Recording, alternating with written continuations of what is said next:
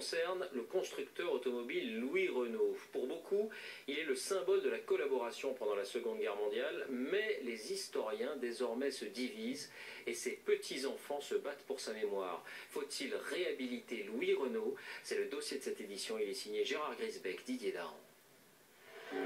L'objet du scandale, le voici, cette photo prise à Berlin, Louis Renault juste à côté d'Hitler.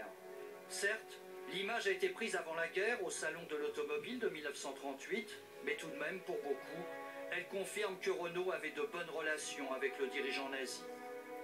Cette photo était exposée au musée d'Oradour-sur-Glane, consacré à la Deuxième Guerre mondiale. Oradour, le symbole de la barbarie nazie. Ici, le 10 juin 1944, la division Das Reich a massacré tout le village. 642 victimes, hommes, femmes, enfants. À la demande de la famille Renault, le musée d'Oradour a dû retirer cette photo et la remplacer par ce cache noir. Car être photographié à côté d'Hitler en 1938 n'implique pas que l'on va collaborer par la suite. La justice en a décidé ainsi. Aujourd'hui, les petits-enfants veulent savoir qui était vraiment Louis Renault. Notre père n'a jamais parlé de son père.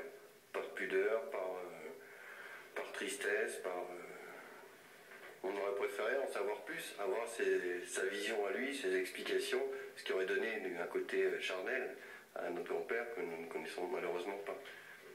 Le musée Renault à Boulogne-Billancourt retrace la vie de cet homme, une épopée qui finit en tragédie.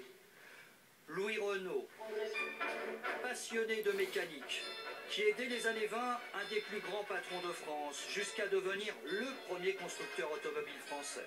C'est le temps du travail à la chaîne, dans l'immense usine de Renault-Billancourt, qui est au moment du Front populaire un bastion communiste. Mais dans l'intimité, Louis Renault est plutôt réservé, voire timide. Peu d'images de lui. Ce film a été récupéré par la famille. Il montre des vacances en Égypte. Aucun son de sa voix n'a été conservé. En 1940, la France est occupée. L'usine Renault passe aussitôt sous contrôle allemand. Comme tout industriel, il a pensé au profit, à ses usines, en fait, à vendre, à survivre. Mais je crois qu'il a fait ça plus par la situation économique où il se trouvait que par choix idéologique. Le 3 mars 1942, l'usine est bombardée par les Alliés.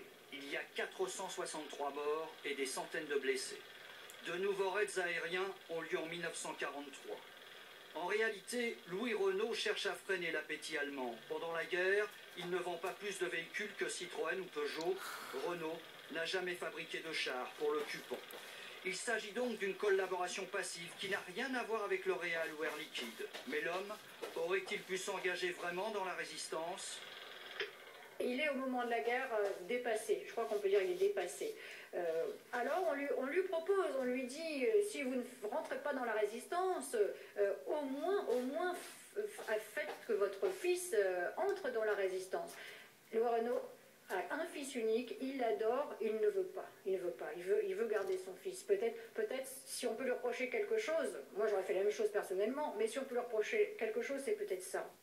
Louis Renault est arrêté à la Libération, mais il n'y aura pas de procès. Il meurt en prison en octobre 1944. L'année suivante, un décret signé Charles de Gaulle décide de la nationalisation, car les usines Renault ont constitué un instrument entre les mains de l'ennemi. C'est la naissance de la régie que l'on connaît encore aujourd'hui. Mais Louis Renault, lui, n'a jamais été jugé au regard de l'histoire.